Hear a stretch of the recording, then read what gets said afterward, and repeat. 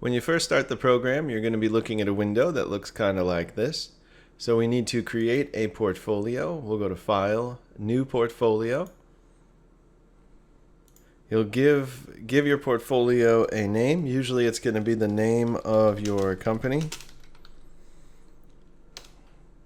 And after you've named your portfolio, Moneylender will create the new portfolio file and copy in all of the statements and reports that ship with the program. Now that we have a new empty portfolio, we'll just click New Loan right here to make a new loan.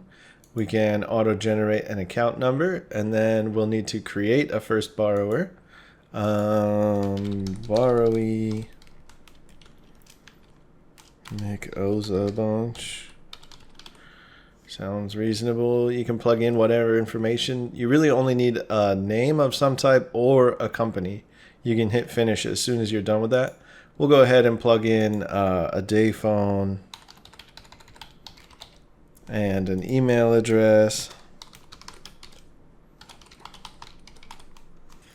And you can check this box, and that'll just be more convenient later if you're emailing people. For a mailing address, and we can copy that mailing address to the physical address. We won't need the bank info or the employer info. We don't have any custom fields yet in the portfolio. Same thing, because we just created this portfolio, there is no lender. Usually you just choose the lender that you created the first time, but we haven't created one yet. So you need a payable to and a company. And you'll notice once we hit tab out of that, the finish button is clickable. We can put a phone in here and an email address. And then we'll also do an address here. And copy that. We don't need the bank account info for this demo. Finish. So now we've got a borrower and a lender, an account number. This, let's say we've already originated the loan. So this loan exists. So it's not an application. It's just an actual loan. And let's pretend that we made this loan last month. It's currently August. So last month, near the end of the month, $125,000, we'll say, 12.9% interest. It's simple interest, and we're going to do interest follows the payment schedule, which is most common for mortgages and car loans and stuff. We hit next, and let's call it a 120-month loan with our first payment due September 1st. Right? If the loan started on July 19th, then we'll give them until September to make their first payment. And this is what you'll get from a normal, if you go online and plug in the basic details of your loan, you'll get this number probably. Moneylender has a second set of math that it can do to get maybe a slightly closer number based on that 15 or so extra days of interest at the beginning. But you can plug whatever number you want in here. So if they were only going to pay $1,750 a month, you could plug that in. Or if they were going to pay $2,500 a month, you can put that in here too. But make sure it's just principal and interest. Don't include escrow in this number. We'll use the default amortized payment. Oops, I made it mad. We'll use the default. There we go. Okay, and then the last one is late fees. And it could be a fixed fee amount. It could be a percent of the regular payment. So like 5% of the regular payment. We'll just do the default $25 fixed fee amount. It's a 10-day grace period. And now we finish, and that creates our loan. So here's the loan in the main window. Normally this would be the list of all your loans, so there could be a very long list here. Some people have thousands of loans. Over here on the right is where you have the details about whichever loan is currently selected. So the payments is the list of all the money you got from the borrower. The settings, all the info we just plugged in, $125,000, 12.9% interest. The date that the loan started, the date of the first payment, the late fees, all that stuff we just filled in was used to create all the settings over here. So if we ever needed to change like the interest rate, we can edit the interest rate and say it's actually 16.9%. That was a typo or whatever. We'll put it back at 12.9. but there's a bunch of additional options for how you can control moneylender's calculations. So right now it says their first payment is currently due.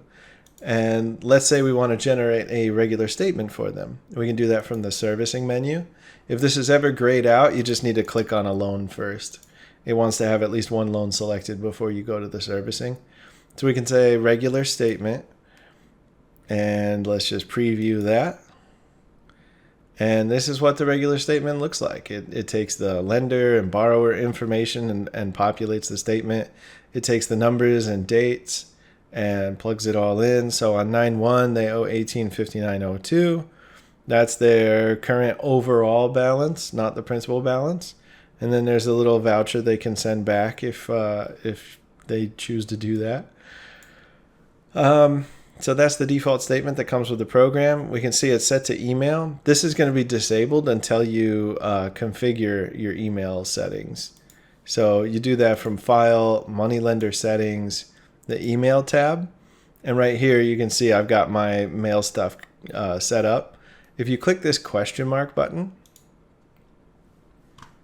that will open a browser to that page of the user's guide. And if you scroll down a little bit, so for Gmail, this is what you'll plug in. For Yahoo, this is what you plug in, Hotmail, Windows Live, or Outlook Mail. For GoDaddy, these are the different settings. And nowadays, most of these will have you do an app-specific password. So if you get stuck, feel free to call support, and I can walk you through it. But that's how you get the email enabled, is Moneylender Settings Email tab. So that's how you make a statement. Let's pretend we got paid. Actually, first we'll run reports, amortization schedule. So we can see Moneylender's generating this nice amortization schedule like this. And we can see the total they're going to pay for that 125 is 225. We'll make a clean 100K on this loan. Very nice, impressive numbers. What's also very common is when you make a loan and there's this period of time where, in this case, it's 13 days plus a month from when the loan originated to when the very first payment is due. And we can see in Moneylender, we go to Reports, Ledger Transactions, and we see this first finance charge for 15 days. It's really common that you collect this when you originate the loan. Like, that's part of the closing costs, is per diem interest for the partial month. So if you take this number here, 574.32, and then and I just copied that. You can select and copy straight from reports. You can copy paste into Excel, into whatever you want. So I copied just that number. We'll go here to the Payments tab, where we record all the money we get from the borrower. We'll add a new payment, and we'll paste in that amount of per diem interest, and we'll mark it as received on the same day that the loan originated. And we can choose this bottom one, prepaid interest and fees. And now Moneylender knows, oh, okay, so that's like the partial interest that we collected at closing to cover the cost of the partial month of interest. And now when we run the amortization schedule, we see this partial one shows up as the first payment. And then we have our regular ones, and it's amortizing very normally. And if we go all the way to the bottom, we see the numbers come out perfectly. Since it has one additional payment now, so 121 is the 120th regular payment. So that's how you create like that partial month of interest payment at the beginning of the loan, is record it with prepaid interest and fees for the payment type. And now we could run, let's pretend we got our first payment, $1859 on September 1st here. So we'll say they waited until, let's go September 4th. We got paid. So now we have our prepaid interest and fees. And then here is this one. And let's, just for the sake of clarity, we'll say check 256. So we can see, okay, this was a check that we got. You might have like a bank, EFT, ACH, whatever. You can put that in the description. So now we can see it's looking for October 1st is the next due date. This is the amount due here. The overall balance, $125,822, which is principal plus a month of interest. And And that's how you record a payment on there. So then we could go to servicing, regular statement, or even let's do regular statement with recent payment, but not escrow because we haven't set up escrow on here. There's a separate video for escrow if you want to check that out. It's on the YouTube channel. So here we can see now it's October 1st is the due date. We have the overall balance. Sometimes people want to make this just the principal balance and not the overall balance.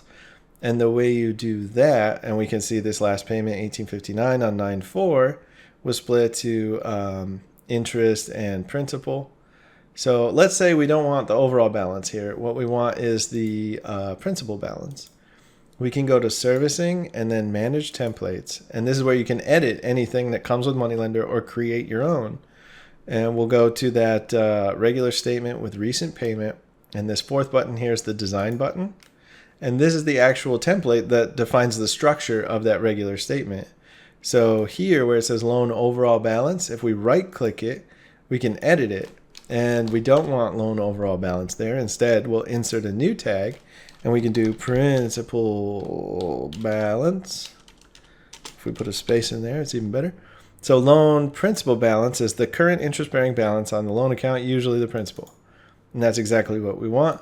So now the current account balance is loan principal balance instead of loan overall balance. We can just close that and close this.